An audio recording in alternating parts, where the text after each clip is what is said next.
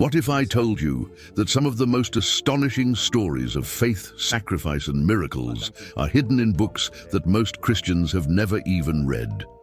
Welcome to the Books of Maccabees, 3 powerful texts from the Ethiopian Orthodox Bible that tell the gripping story of how the Jewish people fought to preserve their faith in the face of an empire bent on destroying it. These texts, banned or excluded from many Christian Bibles, contain stories of divine intervention, heroic battles, and the unshakable power of faith. The events in the books of Maccabees will challenge everything you thought you knew about the history of the Bible. So, why were these books banned? What secrets do they reveal that you've been denied for centuries? In this video, we'll dive deep into all 3 books of Maccabees, uncovering the extraordinary details that set these stories apart. From miracles on the battlefield to martyrs who face death with unwavering faith, these books offer spiritual insights that might leave you in awe. But we won't stop there. If you want us to take an even deeper dive into each of these incredible books, make sure to like this video and leave us a comment below. Let us know if you'd like separate videos dedicated to the 1st, 2nd, or 3rd book of Maccabees, and we'll make it happen. And to make it even easier for you to follow along, we've added chapter links in the description, so you can jump back to any section of the video whenever you need. If you haven't already, check out the other videos in our series on the banned books of the Ethiopian Orthodox Bible. We've already covered hidden gems like the Book of Enoch, the Book of Jubilees, and many more. The links are in the description, so be sure to explore those videos as well. So now let's dive into the books of Maccabees, a hidden chapter of biblical history where faith meets resistance and divine miracles. What if I told you that the spark of one of the most significant rebellions in Jewish history began with a single act of defiance? The 1st book of Maccabees isn't just a tale of war. It's a powerful story of faith under fire, where the very existence of the Jewish people's religious identity was at stake. This ancient text, excluded from many Christian Bibles, holds some of the most inspiring moments of faith, resistance, and miraculous victories you've never heard of. The Maccabean Revolt took place in the 2nd century BC, at a time when the Jewish people were being forced to abandon their sacred traditions. The Seleucid Empire, under Antiochus IV Epiphanes, was determined to erase Judaism, replacing it with Hellenistic culture and pagan worship. The Temple of Jerusalem was desecrated, and the people were ordered to offer sacrifices to Zeus. For many Jews, this was a line they could not cross. Does this sound familiar? Just as Daniel and his friends stood up to King Nebuchadnezzar, refusing to bow down to the golden image in Daniel 3, the Jews in 1st Maccabees faced the same choice: either forsake their faith or face death. The Maccabean Revolt mirrors the trials faced by faithful believers throughout the Bible, where standing up for God often meant risking everything. The rebellion begins with an act of courage that would change everything. A Jewish priest named Mattathias, confronted by royal officials who demanded he offer a pagan sacrifice, did the unthinkable. He refused. And in a moment of righteous fury, Mattathias killed the official who was enforcing the king's decree. This single act of defiance ignited the Maccabean Revolt. This moment is reminiscent of other acts of zeal seen in the Bible, such as when Phinehas in Numbers 25:7-13 defended the holiness of God by slaying those who violated the covenant. Like Phinehas, Mattathias' bold stand for his faith triggered a movement that would preserve Judaism in one of its darkest hours. After Mattathias' death, the leadership of the rebellion passed to his son, Judas Maccabeus, a man whose name still echoes in the halls of history. Known as the Hammer, Judas became a legendary military leader. Despite facing a vastly superior force, his small band of fighters repeatedly defeated the mighty Seleucid armies. But these victories weren't just military triumphs. They were seen as miraculous interventions from God. It's here that the story takes on a supernatural dimension. Just like Gideon's small army in Judges 7 overcame impossible odds, Judas and his followers believed that God's hand was guiding them to victory. Time and time again, they lifted their eyes to the heavens, calling on God before every battle. When Judas saw the multitude of the enemy's army, he turned to his men and said, "Let us not fear the numbers, but trust in the Lord of heaven, who is mighty to save in battle." 1 Maccabees 3:18. Their faith paid off. Against all odds, the Jewish forces under Judas Maccabeus won battle after battle, driving out the Seleucid forces and reclaiming their land. But in 2 Maccabees, the faith of these martyrs reaches a new height, choosing death with full confidence that God would reward them with eternal life. And standing at the heart of this unimaginable scene is the mother, a woman who witnessed the deaths of all 7 of her sons. Rather than crumbling under the weight of such tragedy, she encouraged her sons to stand firm, reminding them of the resurrection and the justice of God. Her faith and strength mirrored the spirit of Hannah in the book of 1 Samuel, who dedicated her son Samuel to God's service despite her personal pain. This mother's role in 2 Maccabees transcends even that. Her encouragement becomes a symbol of unwavering belief in the promises of God. Promises not just for this life, but for the life to come. In 2 Maccabees, the belief in resurrection becomes central to the story. While the concept of resurrection is only briefly mentioned in the canonical Bible, such as in Daniel 12:2, here in 2 Maccabees, it takes on a profound significance. The martyrs face their deaths with full confidence that God will raise them up in the world to come, where they will receive their eternal reward. This belief in life after death not only reflects Pharisaic Judaism, but also prefigures Christian theology. The idea that the righteous will be resurrected and rewarded becomes a key theme in the New Testament, particularly in Matthew 22:31-32. Where Jesus affirms the resurrection, and in 1 Corinthians 15, where Paul describes the resurrection as a core tenet of Christian faith. In many ways, the martyrs of 2 Maccabees serve as forerunners to the early Christian martyrs, whose deaths were also seen as victories because of their belief in the resurrection. Their stories remind us that God's justice extends beyond this life, and that suffering for righteousness will be rewarded in eternity. But 2 Maccabees isn't just about the martyrs. It's also about divine miracles on the battlefield. One of the most striking moments comes during the battle at Beth Zur, where the Jewish forces are vastly outnumbered and on the brink of defeat. But in that moment, something miraculous happens. Suddenly, 5 splendid men on horses with golden bridles appear on the battlefield. They are not ordinary men. They are angels sent by God to shield Judas Maccabeus and his army from harm. These angelic warriors rain down arrows and lightning on the enemy, throwing them into confusion and securing victory for the Jewish people. When the battle became fierce, 5 splendid men on horses with golden bridles appeared to lead the Jews.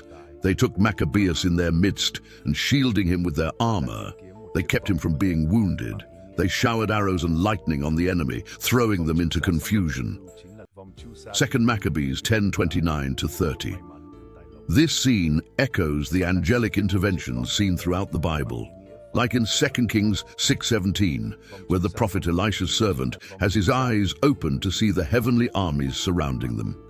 These supernatural moments in 2 Maccabees remind us that God is never absent in our battles.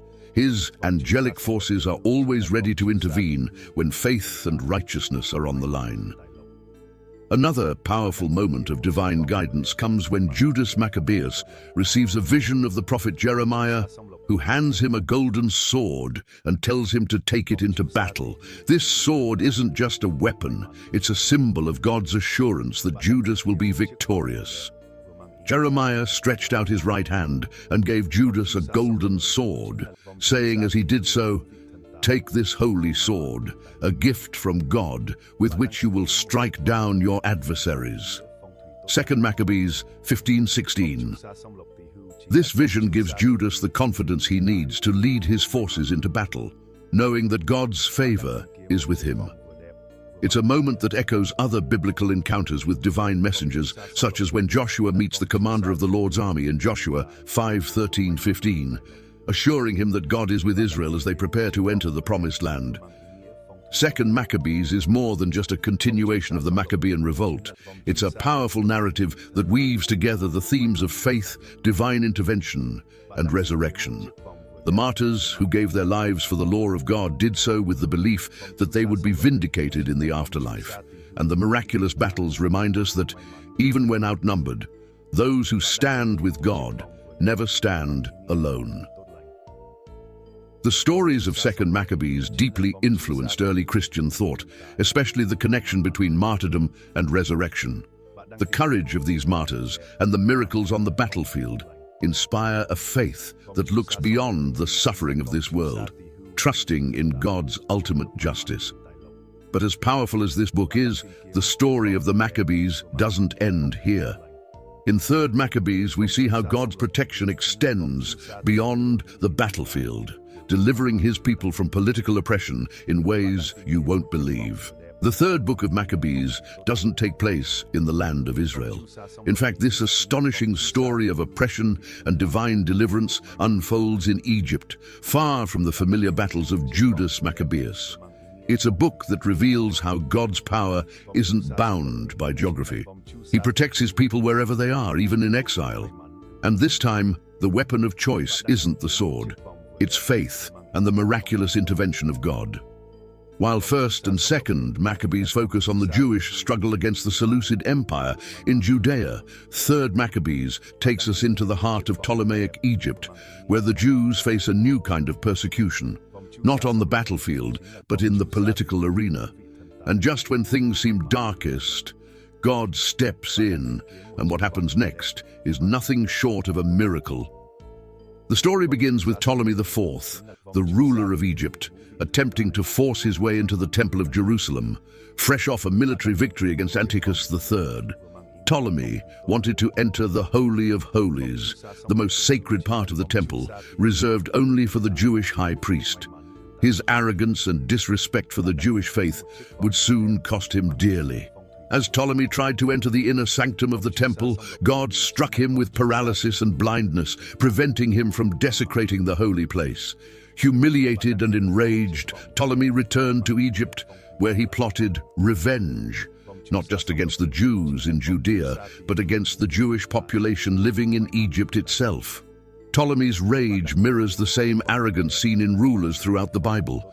Think of Pharaoh, who hardened his heart against the Israelites, or Nebuchadnezzar, who demanded worship of his golden image. And like those kings, Ptolemy was about to learn that no earthly power can stand against the will of God. Once back in Egypt, Ptolemy IV ordered that all Jews in Egypt be rounded up, registered, and marked for execution. His plan was brutal. He intended to gather the Jewish population into the city of Alexandria and have them trampled to death by elephants in a public spectacle. The situation was dire, much like Pharaoh's decree to kill all the Hebrew male children in Exodus 1:22. Ptolemy's plan was designed to wipe out an entire people. The Jews of Egypt were facing total annihilation, simply because they refused to assimilate and abandon their faith. But as Ptolemy prepared his horrific plan, the Jewish people did something that would change everything. They turned to prayer and fasting. Instead of giving in to despair, they called upon the God of their ancestors, just as the Israelites did during their enslavement in Egypt. And just like in the days of Moses, God heard their cries. Prayer and fasting have always been powerful tools for invoking God's help in times of crisis. In the book of Esther, we see how Esther called for a 3-day fast before approaching the king to save the Jewish people from Haman's plot.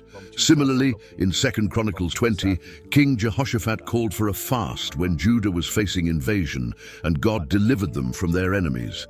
In the 3rd Maccabees, the Jewish people's faith in God's power to deliver them was unshakable, even in the face of death. Their collective prayer and fasting would soon bring about a miraculous deliverance that no one could have predicted. As the Jews gathered in Alexandria, awaiting their gruesome fate, Ptolemy's plan was set in motion. The elephants were brought in ready to trample the Jewish people, but in a stunning reversal, something incredible happened. God intervened. At the very moment the elephants were driven toward the Jews, the animals turned on their own handlers. Instead of attacking the Jewish prisoners, the elephants went wild, trampling the Egyptian soldiers and causing chaos in the city. The scene was a divine act of protection. God had once again delivered his people from the hands of their oppressors. This moment mirrors other miraculous acts of divine intervention in the Bible. Just as God sent plagues to free the Israelites from Pharaoh in Exodus, he now used the very animals meant to destroy the Jews to save them instead. It's also reminiscent of the parting of the Red Sea in Exodus 14, where God used the forces of nature to deliver his people from certain death. The story of 3rd Maccabees reveals an important truth. God's protection isn't limited to the land of Israel. Whether in Egypt, Babylon, or any other foreign land, God remains sovereign over the affairs of his people.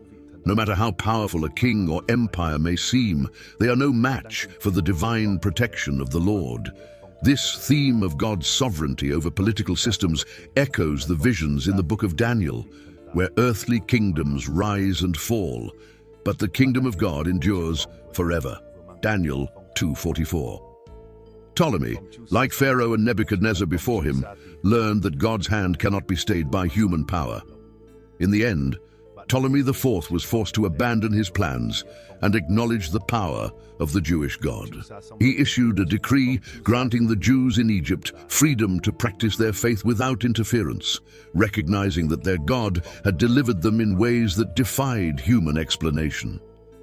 The deliverance in 3rd Maccabees is a powerful reminder of how faith, even in the face of political persecution, can invite God's miraculous protection.